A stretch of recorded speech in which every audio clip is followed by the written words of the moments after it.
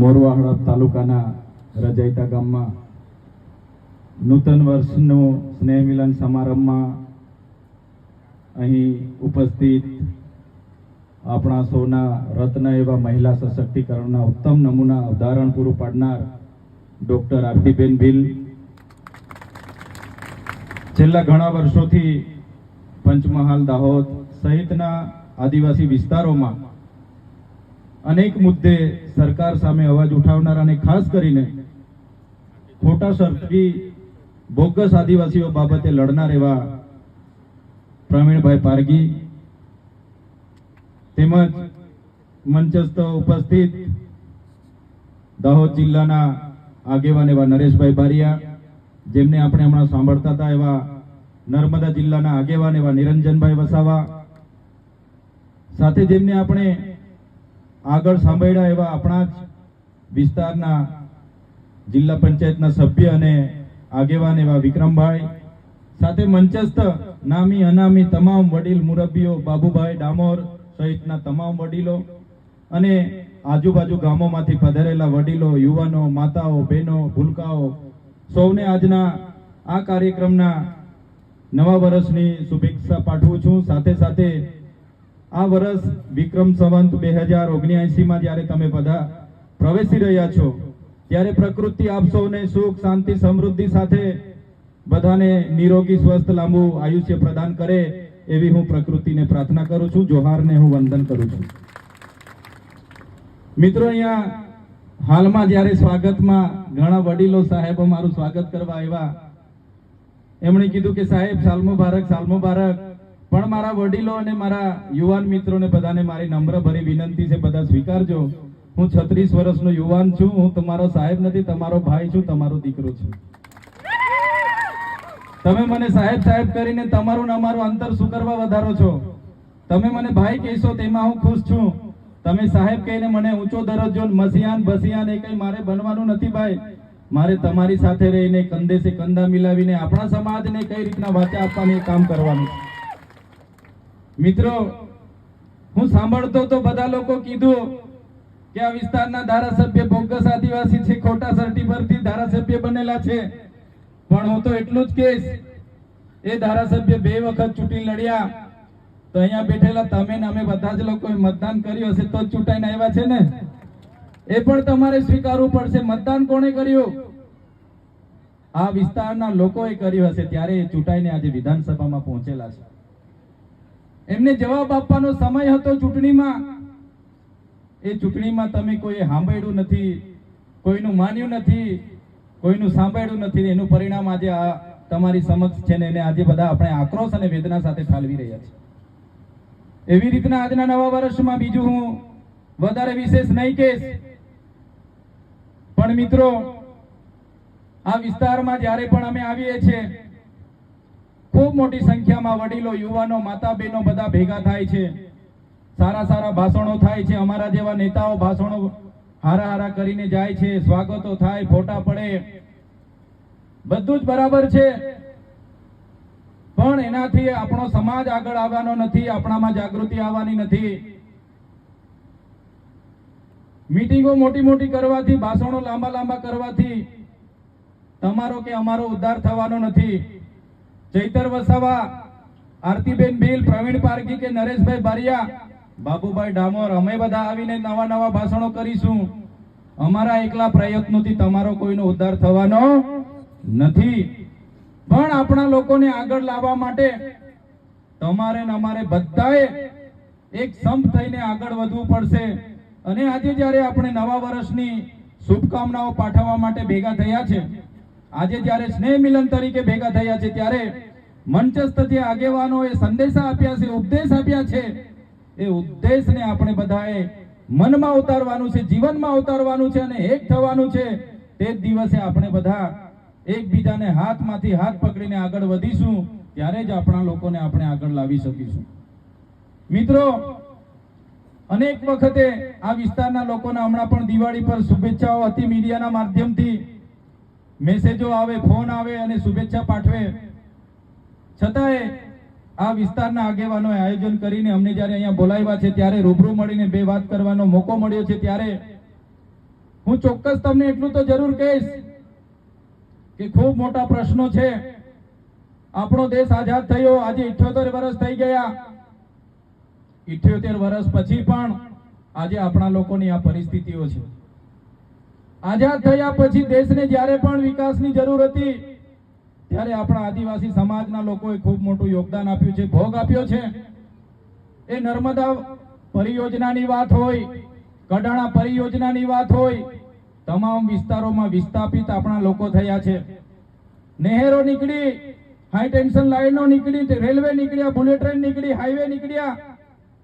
તમામ જગ્યાએ આપણા લોકોએ પોતાનું યોગદાન આપ્યું છે, પોતાની જમીનો આપી છે.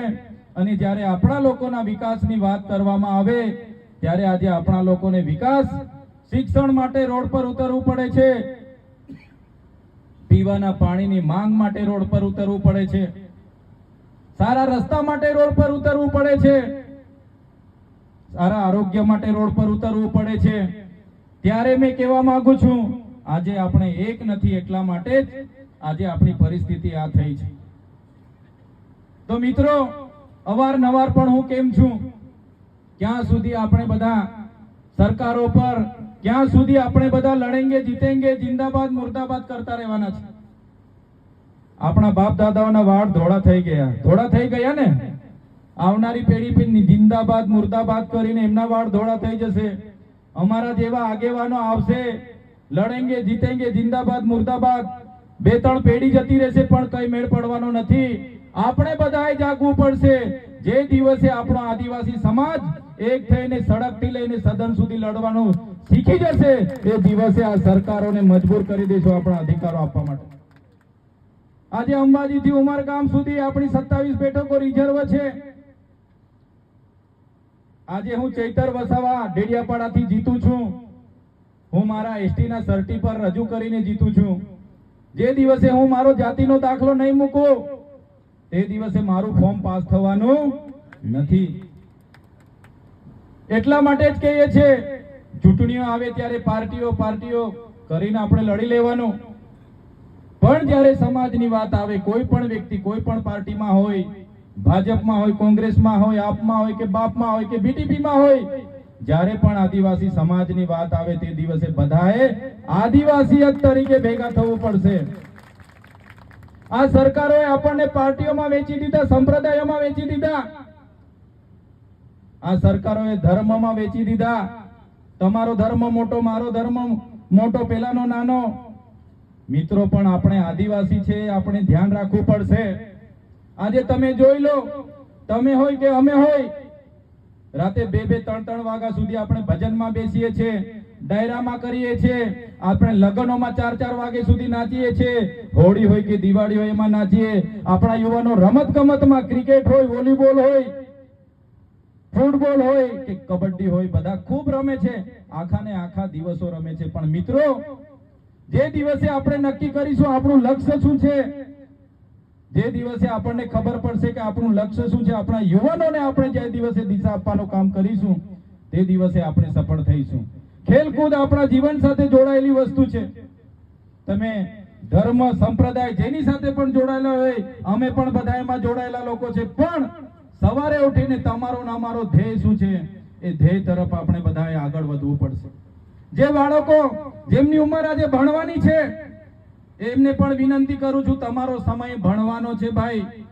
ઘણા યુવાનો રસ્તે મળે છે, કોઈ 4 ધામ યાત્રા જાય, કોઈ પાર્ટી કરવા જાય, કોઈ સાપુતારા જાય, કોઈ દાહોદ જાય, કોઈ માઉન્ટ આબુ જાય. વિદ્યાર્થીઓને પણ અટકાવો, આ જવાબદારી વડીલોની છે.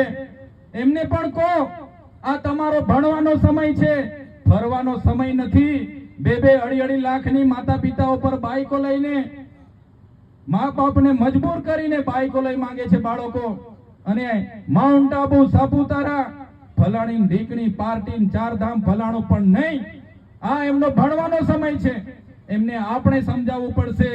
અને અહીં ઘણા ખેડૂત મિત્રો બેઠા છે, વડીલો બેઠા છે, એમને પણ હું વિનંતી કરું છું, કોઈના પર અપેક્ષા રાખ્યા વગર અમને મહિને 5 કિલો ઘઉં મળે કે નહીં મળે, 5 કિલો ચોખા મળે કે નહીં મળે, પણ આદિવાસી સ્વાભિમાન તરીકે જીવનારો વ્યક્તિ છે, એટલે પોતે ખેડૂત તરીકે તમે નૈતિકતાથી તમારી ખેતી ઉત્તમ કરો, સારો ઉપજ તમે પકવો અને તમારા પરિવારને કઈ રીતના આગળ લાવવાનો છે એ આપણા ખેડૂતો તમે વિચારશો તો ચોક્કસ આવનારા દિવસોમાં આપણે આગળ આવીશું. જે લોકો સ્પર્ધાત્મક પરીક્ષાઓની તૈયારી કરે છે એ યુવાનોને પણ હું કહેવા માંગુ છું, તમારે સ્પર્ધાત્મક પરીક્ષાઓ માટે 8-8 10-10 કલાક વાંચો, પ્રેક્ટિકલ કરો. તમારા પરિવારની જવાબદારી આવનાર દિવસોમાં તમારે ઉઠાવવાની છે. એ જો આવનારો યુવાન વિચારતો થઈ જશે તે દિવસે આપણો ઉદ્ધાર થશે. આમાંથી ઘણા લોકો નોકરીઓ કરે છે, એમને પણ હું વિનંતી કરું છું. હું તો અવારનવાર મધ્યપ્રદેશ, રાજસ્થાન, મહારાષ્ટ્ર અમે કાયમ પ્રવીણભાઈ ને બધા આગેવાનો ફરતા હોય છે. તમે રાજસ્થાનની મીણા કોમ્યુનિટી જોઈ લો, આદિવાસી છે. આપણા આદિવાસી સમાજની મીણા કોમ્યુનિટીમાં આજે ગામમાં જશો 60-70% લોકો સરકારી નોકરીઓમાં હશે. કેમ કે મીણા કોમ્યુનિટીમાં એક વ્યક્તિ નોકરીમાં લાગે, એના ભાઈના દીકરા, બહેનના દીકરા, કાકા મોટાના દીકરાની જવાબદારી લઈ લેતા હોય છે.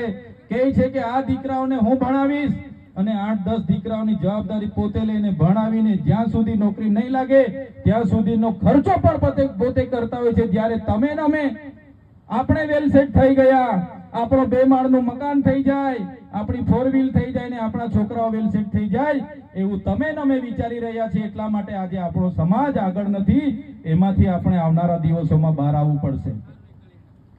એટલા માટે અમે કહીએ છીએ કે સમય આજનો સ્નેહ મિલનનો છે. જૂનું વર્ષમાં નફા ને નુકસાનનો સરવાળો બાદબાકી કરી નાખજો. ઘણા સુખના પ્રસંગો, દુઃખના પ્રસંગો ગયા હશે, ત્યારે આ નવા વર્ષમાં અહીંથી આપણે બધા મળ્યા છે ત્યારે મંચસ્થ આગેવાનોએ ઘણા ઉપદેશો આપ્યા છે. એમાંથી મનોમન 2 સંકલ્પો 5 સંકલ્પ તમે બધા અહીંથી કરીને જજો. ઘણા સરપંચ મિત્રો પણ અહીંયા બેઠા છે, એમને પણ હું 2 હાથ જોડી વિનંતી કરું છું. તમે પણ તમારી ગ્રુપ ગ્રામ પંચાયતમાં આવતા ગામોમાં શિક્ષણ માટે શું કરી શકાય, સ્પર્ધાત્મક પરીક્ષાઓ આપનાર વિદ્યાર્થીઓ માટે શું કરી શકાય, ખેડૂતોના સિંચાઈ માટે શું કરી શકાય અને ગામના વિકાસ માટે શું કરી શકાય, એ નૈતિક જવાબદારી તમે પણ લેશો તો ચોક્કસ આવનારા દિવસો આપણા સારા આવશે. નવા વર્ષમાં દરેક વ્યક્તિએ સંકલ્પ લઈને પોતાનો પરિવાર, પોતાનું ગામ, પોતાનો સમાજ કઈ રીતના આગળ આવે એ બાબતે આપ સૌએ વિચારવું પડશે. મિત્રો, આજે સ્નેહ મિલન છે એટલે બીજું કોઈ રાજકીય ભાષણ કરાય નહીં. છતાંય આપણે હું કહેવા માંગુ છું, આજે ગુજરાતનો સૌથી મોટો જો પ્રશ્ન હોય તો લાખો લોકો ખોટા સર્ટીઓના આધારે આપણી નોકરીઓ પર તરાપ મારીને આજે બેઠા છે. એમને આવનાર દિવસોમાં બહાર કાઢવા માટે બધાએ બહાર આવવું પડશે. એકલા ચૈતર વસાવા, પ્રવીણ પારગીના લડવાથી કોઈ ચમત્કાર થવાનો નથી. એકલા આરતીબેન ભીલને લડવામાંથી કે એકલા બાબુભાઈ ડામોરે મીટિંગો કરવાથી આ પ્રશ્નોનું નિવારણ આવવાનું નથી.